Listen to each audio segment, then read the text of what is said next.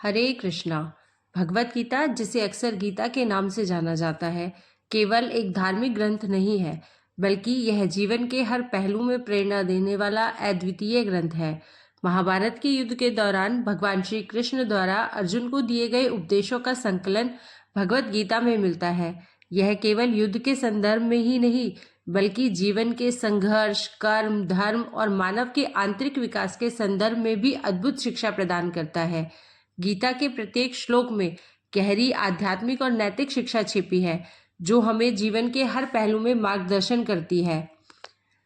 भगवत गीता के शाश्वत संदेश न केवल भारतीय समाज के लिए, बल्कि संपूर्ण मानव जाति के लिए प्रासंगिक है। चाहे वह जीवन के नैतिक संकट हो, कर्म की महत्ता हो या मानसिक शांति की खोज, गीता के विचार जीवन को सरल और संतुलित तरीके से जीने की शिक्षा देते हैं। श्रीमद् भगवत गीता के पास आपके हर प्रश्न का उत्तर है। चाहे आपकी कोई भी परेशानी हो, कोई भी इच्छा हो, श्रीमद् भगवत गीता आपके हर प्रश्न का उत्तर देती है, आपकी हर समस्या का हल देती है।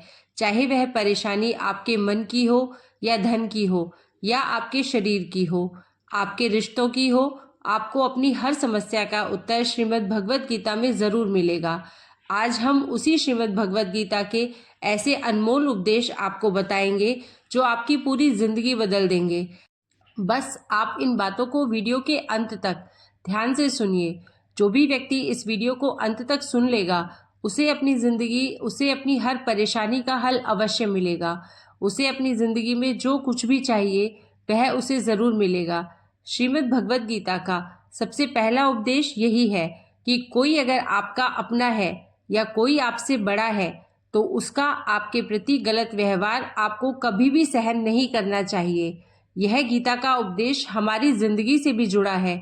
हम भी अपने मन की अधिकतर तकलीफों को यह सोचकर जिंदगी भर सहते रहते हैं कि यह तो मेरा अपना है, यह मेरा बड़ा है, इसको हम कैसे कुछ कह सकते हैं। हम अगर नहीं सहेंगे या कुछ कह देंगे तो हमारे रिश्ते ही खराब हो जाएंगे, हमारे रिश्ते समाप्त हो जाएंगे।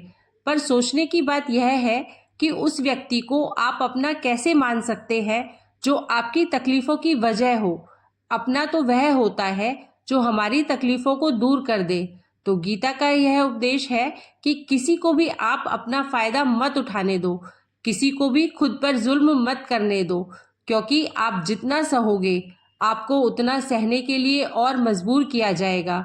गीता का पहला अध्याय, जिसका नाम अर्जुन विषाद योग, और दूसरा अध्याय जिसका नाम सांख्य योग है, उसके आरंभ में अर्जुन ने श्री कृष्ण के आगे अपना दुख प्रकट किया कि हे केशव, मैं कौरवों से कैसे युद्ध कर सकता हूँ? यह सब तो मेरे अपने ही है। मैं कैसे भीष्म पितामह और द्रोणाचार्य से युद्ध करूंगा, क्योंकि वो दोनों मेरे पूजनीय हैं। इसलिए इन गुरुजनों को मारने से तो अच्छा है मैं भिक्षा के अन्न को खाकर अपने जीवन का गुजारा करूं। और जिन कौरवों से मैं युद्ध करने जा रहा हूं, वह सब धृतराष्ट्र के पुत्र, मेरे भाई ही हैं, मेरे अपने ही हैं। इन सबको मारने से अच्छा है कि मैं सन्यासी बन जाऊं। तो श्री कृष्ण ने अर्जुन से कहा कि यहाँ कौन अपना है और कौन पराया है। जो अधर्म करता है उसके साथ युद्ध करना तुझे मोक्ष और मुक्ति देगा। तू अपने इस मन के मोह को त्याग दे, नहीं तो सारा जग तेरी निंदा ही करेगा, तुझे डरपोक कहेगा। बात अपने पराये की नहीं है, बात धर्म और अधर्म की है, बात सही और गलत की है। अगर तू गलत को सहेगा, उसका अंत नहीं करेगा, तो गलत करने वाले को और बल मिलेगा, वो और भी गलत करेगा। इसलिए मन के मोह को त्याग करके तू युद्ध कर। महाभारत की एक और कहानी भी है। जब अर्जुन के पुत्र अभिमन्यु की युद्ध में मृत्यु हो जाती है, तब अर्जुन बहुत दुखी होता है और रोने लगता है। उसने श्री कृष्ण से कहा, मेरा पुत्र अभिमन्यु मर गया है माधव, मैं यह दुख बिल्कुल भी सहन नहीं कर सकता, मैं भी अपने आप को समाप्त कर लूंगा। फिर भगवान श्री कृष्ण उसे आत्माओं के लोक में लेकर गए, जहां अभिमन्यु आनंद से बैठा हुआ था। क्योंकि उसने क्षत्रियोचित व्यवहार किया, इसलिए उसे उत्तम पद की प्राप्ति हुई। जब अर्जुन अभिमन्यु के पास रोते रोते पहुंचा, अपने पुत्र को देखकर अर्जुन बहुत प्रसन्न हुआ। उसे गले से लगाकर कहने लगा कि हे पुत्र, तेरे बिना तो मैं जी ही नहीं सकता। मैंने तो अपने जीवन की आशा का ही त्याग कर दिया है। तो अभिमन्यु कहने लगा कि आप कौन है? अर्जुन बोला, मैं तेरा पिता हूँ और तू मेरा पुत्र है। तब अभिमन्यु ने कहा, कौन पिता कौन पुत्र? मेरे हजारों जन्म हुए हैं। किसी जन्म में आप मेरे पिता बनते हैं और किसी जन्म में मैं आपका पिता बनता हूँ। आत्मा का ना कोई माता है ना ही कोई पिता होता है। जब अर्जुन ने देखा कि मेरा पुत्र मुझे नहीं पहचान रहा तो उसका सारा मोह खत्म हो गया। इसलिए गीता के इस उपदेश को ठीक से समझ लीजिए कि यहाँ कोई अपना पराया नहीं है। जो बुरे वक्त में, तकलीफ के वक्त में हमारा साथ दे, सिर्फ वही हमारा अपना है, बाकी सब पराये हैं। गीता का दूसरा उपदेश यह है कि जो चला गया है कभी उसका दुख मत करो और जो आने वाला है उसकी बिल्कुल भी चिंता मत करो। जब महाभारत का युद्ध चल रहा था तब अर्जुन ने श्री कृष्ण से कहा कि अगर यह युद्ध हुआ तो करोड़ों लोग मारे जाएंगे। जो सैनिक और योद्धा इस युद्ध में मारे जाएंगे उनकी स्त्रियों का क्या होगा? समाज कैसे आगे बढ़ेगा? और भी बहुत सी बातें अर्जुन ने विस्तार से कही। तो भगवान श्री कृष्ण ने कहा, हे अर्जुन, तू बड़ी बड़ी ज्ञानियों जैसी बातें करता है, लेकिन जो सच में ज्ञानी होता है वो जो लोग मर चुके हैं या जा चुके हैं या एक दिन जाने वाले हैं उनकी चिंता नहीं करते हैं, उनका दुख नहीं करते हैं। तेरे हाथ में कुछ भी नहीं है, तू चाहकर भी कुछ नहीं कर सकता। जीवन और मरण यह तो प्रकृति की नियति है। इसलिए जो ज्ञानी होता है वह किसी के मरने पर भी रोता नहीं है। ज्ञानी जन ना ही बीते हुए कल का शोक करते हैं और ना ही आने वाले कल की चिंता करते हैं। इसलिए जो होने वाला है वह होकर ही रहता है और जो नहीं होने वाला है वह कभी नहीं होगा। ऐसा निश्चय जिसको समझ में आ जाता है, जिसकी बुद्धि में आ जाता है, उसे कभी कोई चिंता नहीं सताती, कभी उसे कोई दुख नहीं सताता। हमारे सारे दुखों का कारण ही यही है। या तो हम जो वक्त गुजर चुका है उसे सोच सोच कर परेशान होते रहते हैं, यहाँ भविष्य की चिंता कर खुद को बीमार कर देते हैं, नष्ट कर देते हैं। गीता का ज्ञान हमें यही सिखाता है कि ना तो हम बीता हुआ कल बदल सकते हैं और ना ही आने वाले कल पर कंट्रोल कर सकते हैं। हमारे हाथ में सिर्फ वर्तमान है, सिर्फ आज का ही पल है। हमारे जीवन में अधिकतर तनाव और चिंताएं भूतकाल और भविष्यकाल के बारे में सोचते रहने से होती है। हमेशा उसी में ही जीते रहते हैं हम, मगर वर्तमान में नहीं जीते, इस पल को कभी नहीं जीते। जब आप वर्तमान का पूरा आनंद लेना सीख जाओगे तभी आपकी जिंदगी से तनाव कम होगा, चिंताएं खत्म होगी। वर्तमान में जीना एक बहुत बड़ी उपलब्धि है। हमारे हाथ में भी सिर्फ आज का ही पल है। हमें जो भी करना है आज ही करना है। कभी भी यह सोचकर समय को नष्ट नहीं करना चाहिए कि अभी मेरे पास बहुत समय बचा है। एक गुरुजी ने अपने एक शिष्य को पारस का पत्थर दिया। उनका वह शिष्य बहुत ही आलसी था, हर काम को कल पर टाल देता था। तो गुरुजी ने उसे कहा कि मैं तुम्हें यह पारस पत्थर दे रहा हूँ। इस पारस पत्थर से जब भी तुम किसी लोहे की वस्तु को स्पर्श करोगे तो वह लोहा स्वर्ण बन जाएगा, सोना बन जाएगा। और यह पारस पत्थर मैं तुम्हें केवल 1 महीने के लिए दे रहा हूँ। जब 1 महीना समाप्त हो जाएगा तब मैं तुमसे यह पत्थर वापस ले लूंगा। जब तक तुम इस पत्थर को अपने पास ही रखना। गुरुजी का वह शिष्य बाजार में लोहा खरीदने के लिए गया। जब बाजार में वह लोहा खरीदने पहुंचा तो उसे लोहे की कीमत बहुत ज्यादा लगी। उसने कहा, थोड़े दिन रुक कर के ले लूंगा, जब लोहे का भाव कम हो जाएगा। पर उसकी बुद्धि में यह बिल्कुल नहीं आया कि लोहे को मैं सोना बनाकर बहुत अधिक धन कमा सकता हूँ। लेकिन उसके मन की सुस्ती, उसके मन का आलस्य, उसकी वजह से उसने उस काम को कल पर टाल दिया। ऐसे ही करते करते पूरा महीना समाप्त हो गया। फिर गुरुजी उस शिष्य के पास आ पहुंचे कि बताओ तुमने कितना सोना बनाया। शिष्य बोला कि मैंने तो अभी सोना बनाना शुरू भी नहीं किया। तो गुरुजी ने कहा, मुझे मेरा वह पारस पत्थर वापस चाहिए। शिष्य बोला कि नहीं, मुझे थोड़ा वक्त दीजिए, मैं थोड़ा सोना बनाना चाहता हूँ। गुरुजी ने कहा, ये पारस पत्थर पूरा 1 महीना तेरे पास था पर तू कुछ नहीं कर पाया, लेकिन अब समय समाप्त हो चुका है। ऐसे ही यह हमारा जीवन है, हमारी जिंदगी है और यह समय ही पारस पत्थर है। हर समय के एक एक पल से अपने जीवन को सोना बना सकते हैं, लेकिन हमें यही लगता है कि हमारे पास बहुत समय बचा है। हम एक दिन जिंदगी को जरूर जी लेंगे, एक दिन जिंदगी में खुश जरूर हो जाएंगे, लेकिन वो दिन कभी नहीं आता और हम जिंदगी भर भागते रहते हैं, चिंता करते रहते हैं, दुखी होते रहते हैं, लेकिन जिंदगी को जीना, खुश रहना हम भूल जाते हैं। इसलिए गीता का ज्ञान हमें यह सिखाता है कि आप आज में जीना सीखो, इस पल में जीना सीखो। गीता का तीसरा उपदेश यह है कि मौत से डरना बिल्कुल व्यर्थ है। श्री कृष्ण ने गीता में कहा है, यह संसार मृत्यु लोक है, जिसका भी जन्म हुआ है वह एक दिन जरूर मर जाएगा, जिसका आरंभ हुआ है उसका अंत अवश्य होगा और हम इसे रोक नहीं सकते। जैसे हम रोज कपड़े बदलते हैं, वैसे ही हमारी आत्मा नया शरीर धारण करती है। मृत्यु सिर्फ इस जीवन का एक नया आरंभ है, इस जीवन का अंत नहीं है। आत्मा कभी नहीं मर सकती और ना ही उसे कोई मार सकता है, लेकिन मौत का डर मनुष्य को सबसे ज्यादा लगा रहता है। मौत का दुख भी इंसान को सबसे ज्यादा होता है। एक पेड़ में दो पक्षियों का जोड़ा रहता था। उन दोनों को एक दूसरे से बहुत प्रेम था। उन्होंने साथ जीने मरने की कस्में खाई थी। एक दिन वहां एक शिकारी आया और उसने एक तीर चलाकर वहां पेड़ पर बैठे मादा पक्षी को मार दिया। तो वो अकेला नर पक्षी रोने लगा कि मैं तुम्हारे बिना कैसे जी पाऊंगा, तुम्हारी जगह मेरी मृत्यु आ जाती, मेरा जीवन तुमको मिल जाता। वो रो रो कर बहुत विलाप करने लगा। इतने में ही उस शिकारी ने दूसरा तीर चलाया और उस नर पक्षी को भी मार दिया। वास्तविकता में यह कहानी हमारी ही है। हम भी रोते रहते हैं जब कोई मरता है तो, लेकिन हमें यह नहीं पता कि एक ना एक दिन हमारा भी जीवन समाप्त हो जाएगा। हम भी उसी मृत्यु के पेड़ पर ही बैठे हैं, लेकिन शरीर का मिटना हमारा अंत नहीं है। श्री कृष्ण ने अर्जुन से कहा कि हे अर्जुन, तेरे और मेरे अनंत जन्म हुए हैं, तुझे कुछ भी याद नहीं है, लेकिन मुझे सब याद है।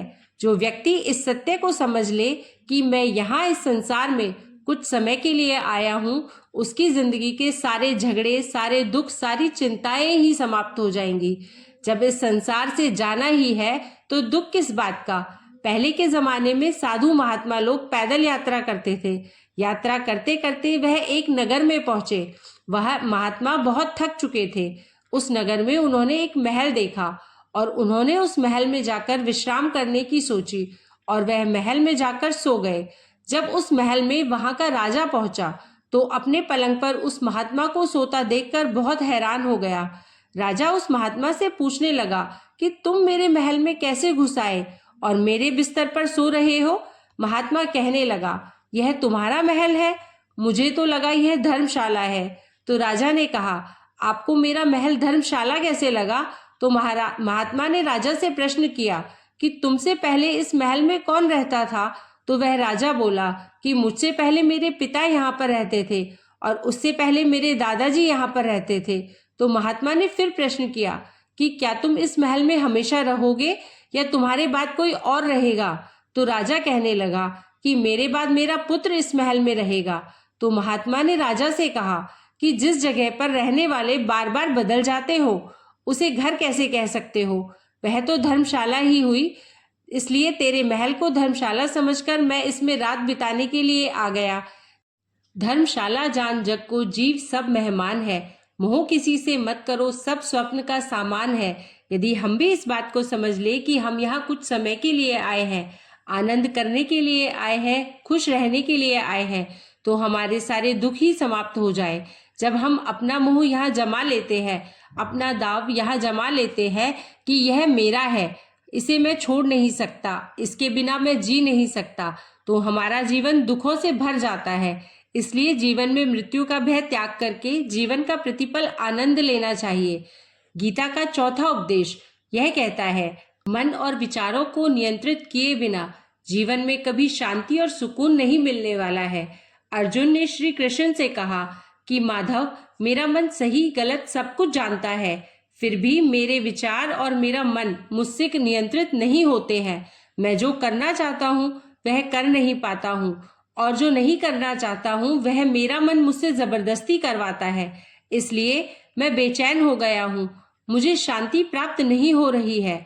तो श्री कृष्ण ने अर्जुन से कहा, उसके लिए तुझे अपने मन और विचारों से अलग होना होगा। अपने मन और विचारों को सही दिशा में ले जाने की तुझे अभ्यास करना होगा, और यह एक दिन का काम नहीं है। जब तक तू अपने मन और विचारों की गुलामी का त्याग नहीं करता, तब तक तुझे जीवन में कभी शांति नहीं मिलेगी। एक राजा था, वह बहुत बेचैन और परेशान रहता था। एक दिन वह अपने गुरु के पास गया और उनसे कहने लगा कि मेरा मन बहुत बेचैन है, मैं बहुत परेशान हूँ। मैंने पूरे संसार को जीत लिया है, सब कुछ है मेरे पास, पर मैं खुश नहीं हूँ। मेरे मन में सुकून नहीं है, शांति नहीं है। तो गुरु ने राजा से कहा कि तुम्हारे नगर में अगर कोई ऐसा व्यक्ति है जिसने सुकून को प्राप्त कर लिया है, शांति को प्राप्त कर लिया है, तुम उसका एक बार कुर्ता पहन लो तो तुम्हारे जीवन में भी शांति आ जाएगी। राजा बहुत प्रसन्न हो गया कि यह तो बहुत आसान काम है। वह अपने राजमहल में वापस आया और राजसभा में सबसे कहने लगा कि आप लोगों में से जो भी शांत हो चुका हो, जिसे सुकून मिल गया हो, वह अपना कुर्ता मुझे दे दो। वो बदले में जितना भी धन मांगेगा मैं उसे दे दूंगा। सब लोग एक दूसरे का मुंह देखने लगे।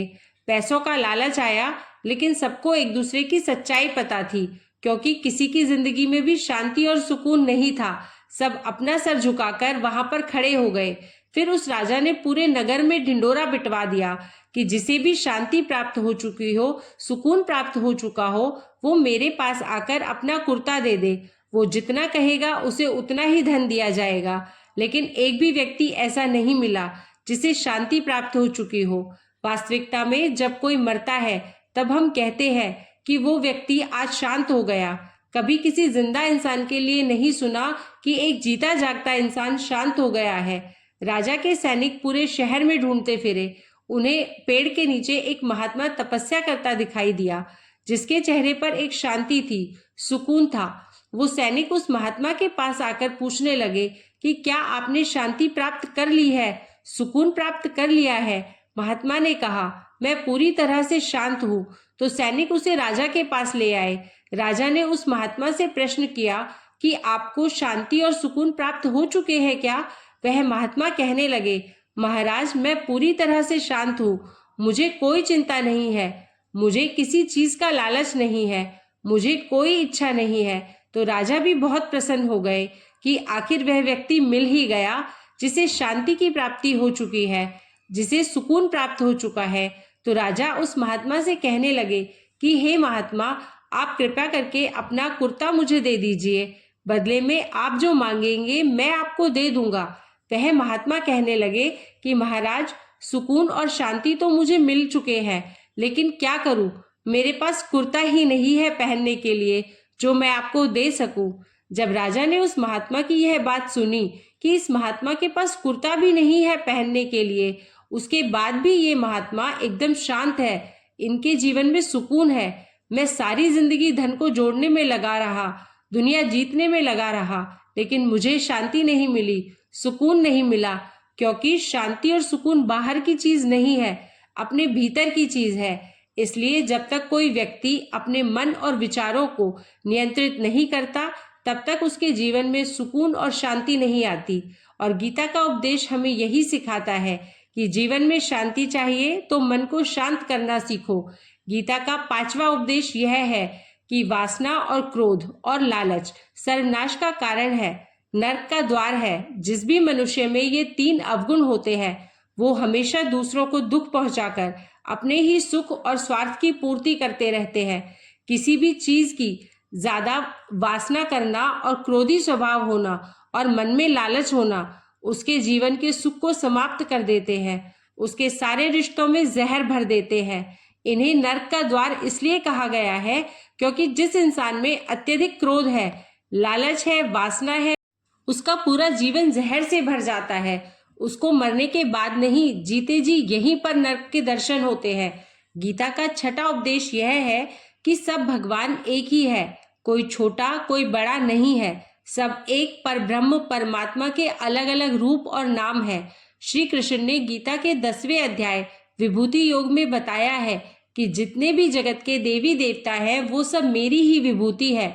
मैं ही शिव हूँ, मैं ही इंद्र हूँ, मैं ही यक्षराज कुबेर भी हूँ, मैं ही अग्निदेव हूँ, देवताओं के गुरु बृहस्पति भी मैं ही हूँ, समुद्र भी मैं ही हूँ, अक्षरों में ओम भी मैं ही हूँ, काल का महाकाल भी मैं ही हूँ, सारे जगत का नाश, उत्पत्ति और पालन करने वाला भी मैं ही हूँ। श्री कृष्ण ने अर्जुन से कहा कि मेरी विभूतियों का कोई अंत नहीं है, इसलिए सब भगवान, सब नाम, सब देवता मेरे ही रूप है। इसलिए किसी भी देव या ईश्वर में कभी भी बुद्धि से भेद मत करना, कभी किसी को छोटा बड़ा मत समझना। और गीता का उपदेश हमें यही सिखाता है, कभी भी किसी दूसरे के इष्ट को छोटा नहीं समझना चाहिए, या इस बात पर झगड़े फसाद नहीं करने चाहिए कि कौन बड़ा है और कौन छोटा है। गीता का 7वां उपदेश यह है, सुख की इच्छा ही आखिरी में हमारे दुखों का कारण बन जाती है। श्री कृष्ण ने अर्जुन से कहा कि मनुष्य जितना सुखों की लालसा और इच्छा करता है, उतना ही उसकी इंद्रियां सुख भोग में आसक्त हो जाती हैं, उतना ही इंसान का मन संसार के सुख और आकर्षण का गुलाम बन जाता है, और जितना सुख के पीछे वह भागता है, उतना ही उसे दुख के अनुभव से भी गुजरना पड़ता है, क्योंकि यह संसार का नियम ही है।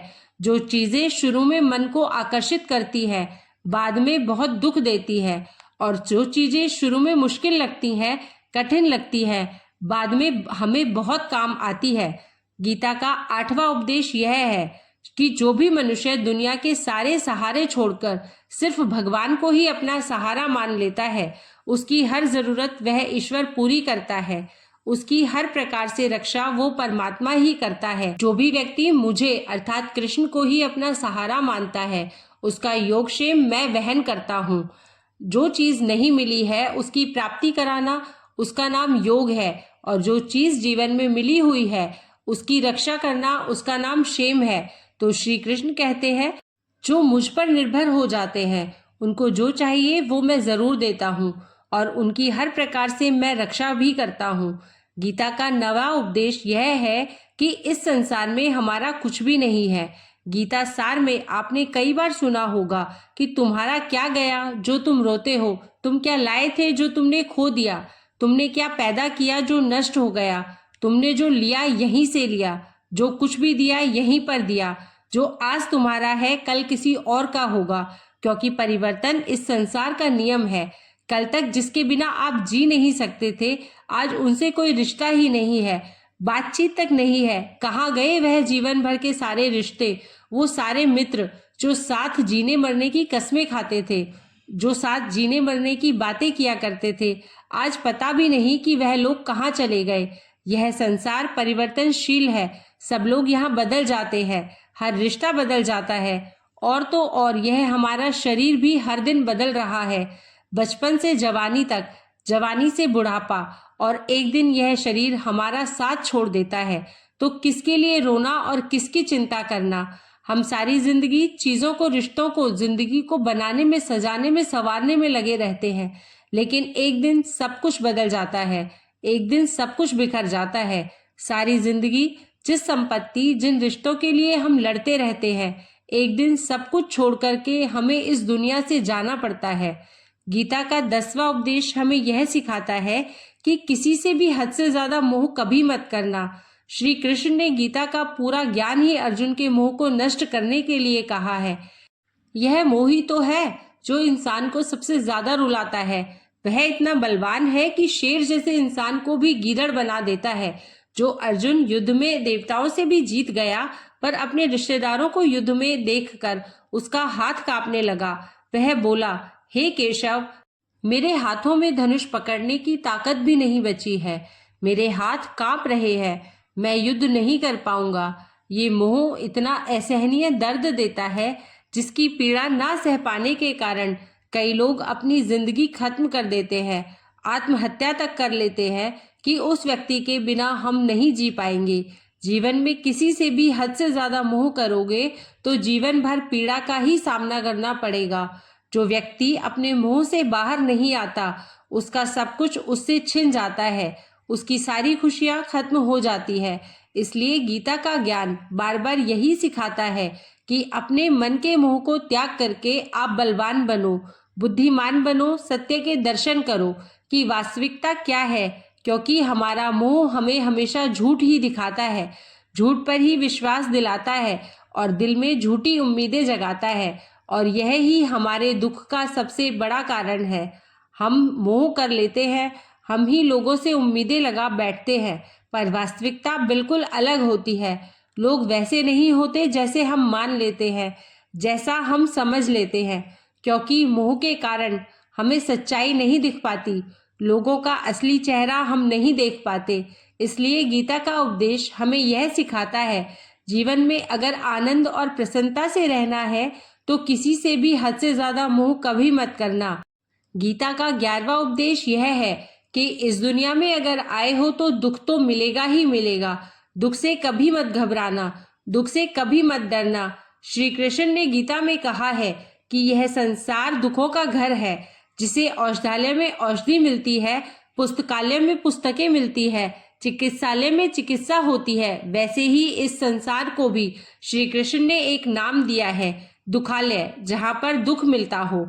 दुख तो यहाँ हर किसी के जीवन में आता ही है, लेकिन अगर दुख आया है तो सुख भी आएगा। इसलिए दुख से कभी मत डरना, दुख से कभी डरना भी नहीं चाहिए, क्योंकि यह संसार दुखालय भी है और आशावान भी है।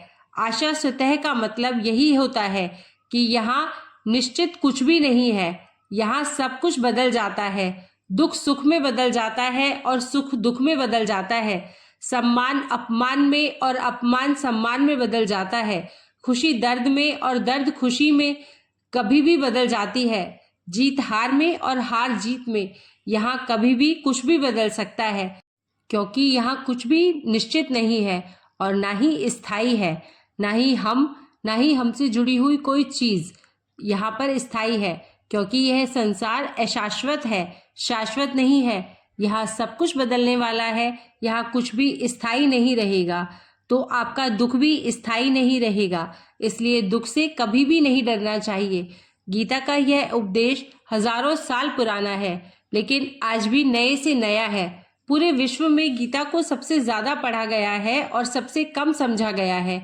श्रीमद् भगवत गीता के यह उपदेश अगर कोई व्यक्ति ठीक से समझ ले और उसे अपनी जिंदगी में उतार ले तो यह बात पक्की है कि वो अपनी जिंदगी में जो भी चाहे वह हासिल कर सकता है।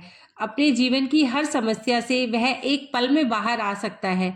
श्रीमद् भगवत गीता के इस उपदेश को हमें बार बार सुनना चाहिए, हर रोज सुनना चाहिए। जब भी जीवन में कोई चिंता या परेशानी आए तो एक बार इस उपदेश को जरूर सुन लेना और मन में यह विश्वास रखना कि गीता का यह उपदेश आपकी जिंदगी में हर परेशानी में आपको राह अवश्य दिखाएगा।